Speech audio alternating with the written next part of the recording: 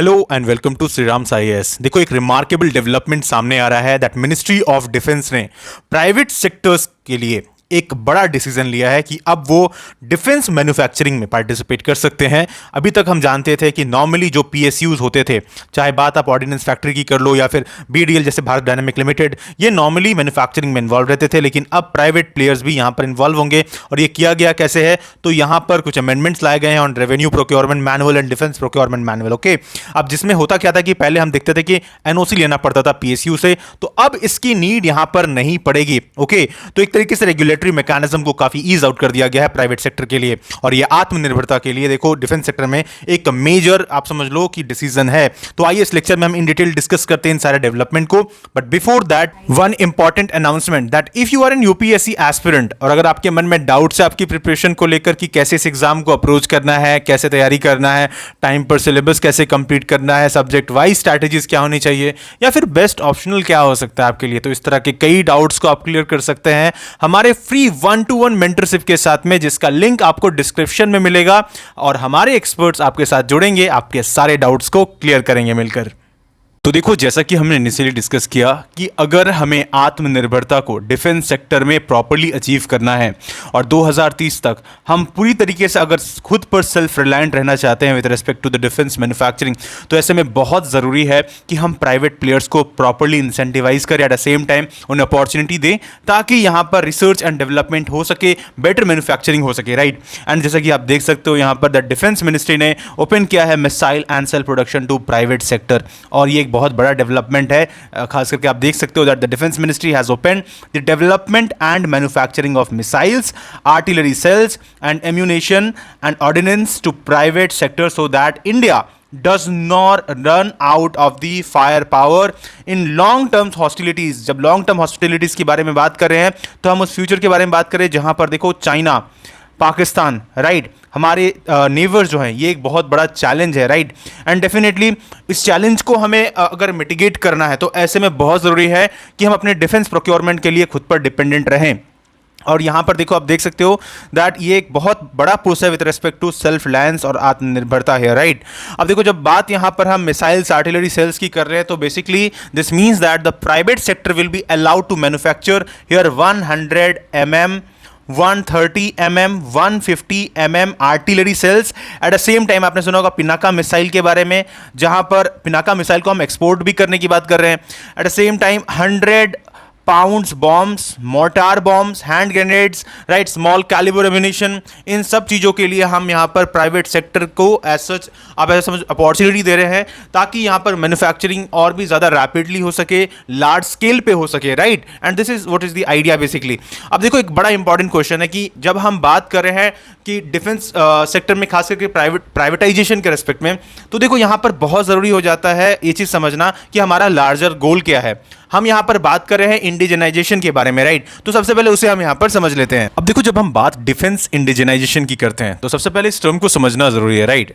Now it refers to strategic effort to develop and manufacture the defence equipments, okay, components, technologies, right, domestically, and जिससे हमारा जो import के ऊपर रिलायंस है वो धीरे धीरे करके कम है। So for India this is a corner stone for our Atma Bharat, basically Aatmanirbhar Bharat, और you can say self reliant India initiative.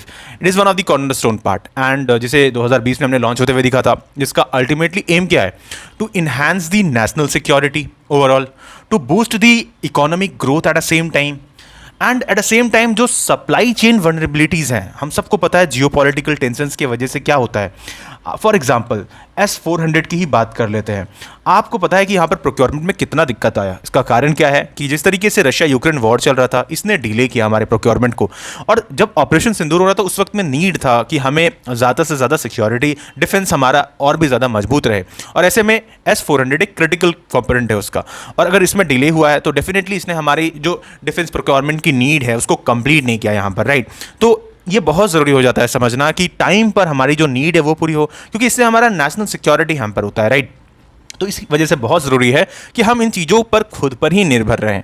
तो डेफिनेटली यहाँ पर बहुत ज़रूरी है ये चीज़ समझना कि डिफेंस इंडिजनाइजेशन का एक बहुत बड़ा मोटिव ये है कि कैसे भी करके हम एज जो डिफेंस के रेस्पेक्ट में मैन्युफैक्चरिंग है, हम खुद की काबिलियत को धीरे धीरे करके बढ़ाएं।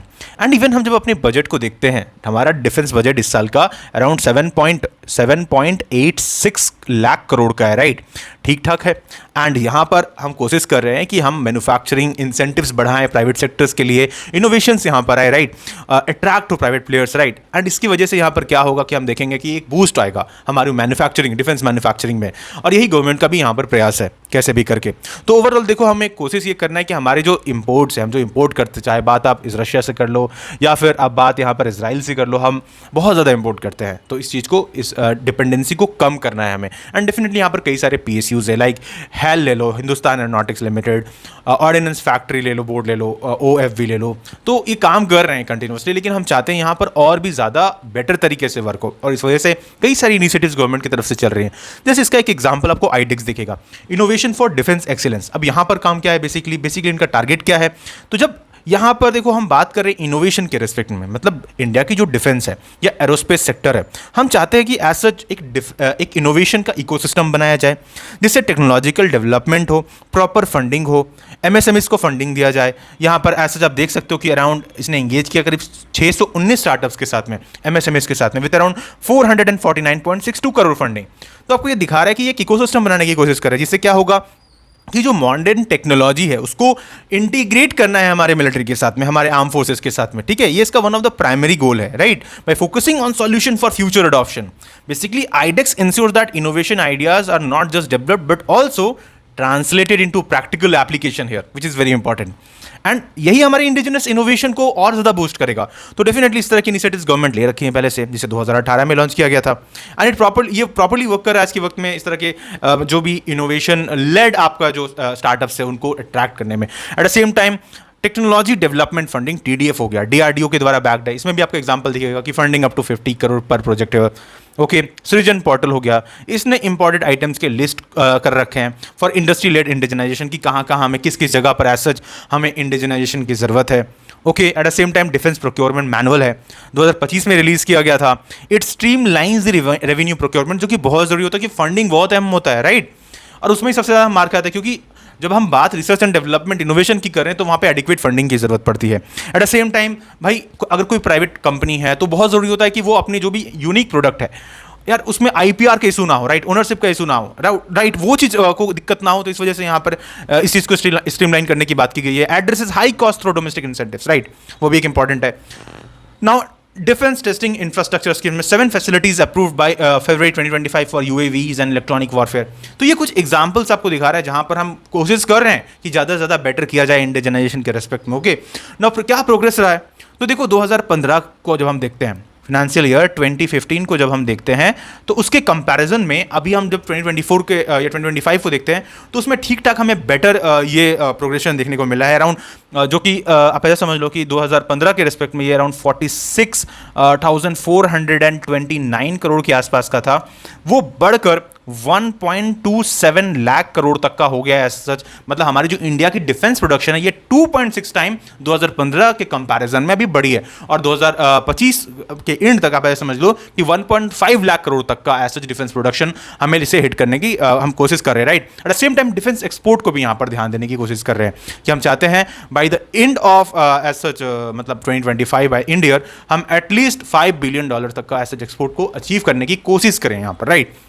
तो ये कुछ हमारा एज सच आज के वक्त में ये है। अब eight the same time indigenisation का लेवल क्या है, हम कोशिश कर रहे हैं, अभी तो हाइब्रिड मॉडल पर चल रहा है कि क्या होता है कि हम कुछ कंट्रीज के साथ में कोलैबोरेशन के मैकेनिज्म पे काम करते हैं, राइट। तो हम चाहते हैं कि वहाँ पर 100% इंडिजिनाइजेशन हो, वेरी इंपॉर्टेंट। ओके, जैसे ब्रह्मोस और यहाँ पर ब्रह्मोस के साथ में हमने इंडिया और रशिया का कोलैबोरेशन देखा था, कुछ वैसा ही हम अभी चाह रहे कि अपना खुद का बनाया जाए हाइपरसोनिक मिसाइल, राइट, जैसे हमने ध्वनि के बारे में लास्ट लेक्चर में डिस्कस किया था। ये कुछ एग्जांपल्स हो गए इसके। ओके, तो ये हमने बात कर लिया डिफेंस इंडिजिनाइजेशन के रिस्पेक्ट में।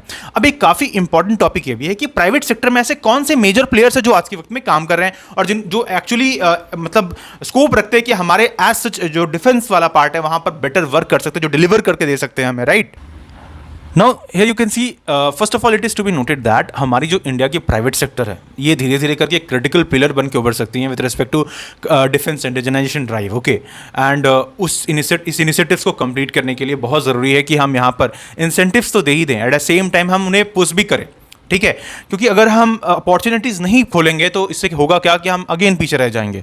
तो ओवरऑल देखो यहाँ पर आपको कई सारे ऐसे मेजर प्लेयर्स दिखेंगे जिसमें से एक टाटा ग्रुप आपको दिखता है, definitely they are one of the major player here. Tata advance system limited, TSL, right, that manufacturing basically and manufactures aero structures for Lockheed Martins, right, C-130J हो गया, एयरबस हो गया, लाइक इसमें 51% लोकल कंपोनेंट रहता है। इसी तरीके से सिकॉस्की S-92 हेलीकॉप्टर्स हो गए।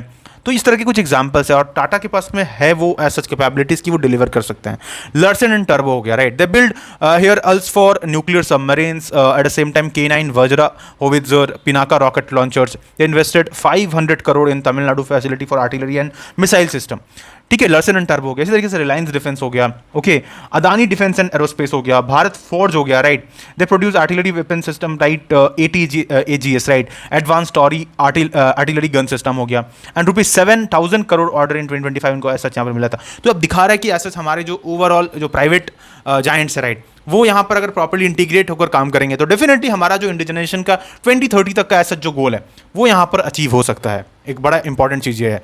लेकिन दिक्कत कुछ है यहाँ पर, राइट, दिक्कत किस चीज़ का, जैसे फॉर एग्जांपल लास्ट टाइम आपने एरो टेक इंडिया 2025 देखा था, right, arrow take India 2025।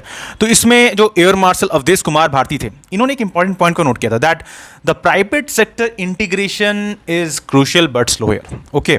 So that's why हमें तेज़ी से आज के वक्त में हमारी जो R&D है उसको बेटर करने की ज़रूरत है, इनोवेशन ड्राइव को और पुश करने की ज़रूरत है, राइट, क्योंकि हमारे जो फ्यूचर प्रोजेक्ट्स है, जैसे बात आप AMCA की कर लो, राइट, या फिर हमारा खुद का ऐसा यहाँ पर ब्रह्मोस हो गया, ध्वनि हो गया, तेजस, AGC हो गया, GS हो गया, राइट, या फिर हमारी जो इन्वेस्टमेंट है AI में, और यहाँ पर जो हाइपरसोनिक मिसाइल्स है, तो इन सारी चीज़ों पे हमारा एज सच जो फ्यूचर आउटलुक है उनको हमको बेटर करने की ज़रूरत है। At the same time India की जो गोल है 100% reliance by 2030 and as such about $10 billion का एज सच हमारा एक्सपोर्ट मार्केट बने, ये इस चीज़ को अचीव करने के लिए यहाँ पर प्राइवेट सेक्टर के साथ में properly integrate and collaborative mechanism में काम करना पड़ेगा, राइट, तभी हम इस चीज़ को प्रॉपर्ली यहाँ पर एज सच अचीव कर पाएंगे। तो ये बहुत ज़रूरी होता है समझना, राइट। तो ओवरऑल देखो ये एक बेटर स्टेप है।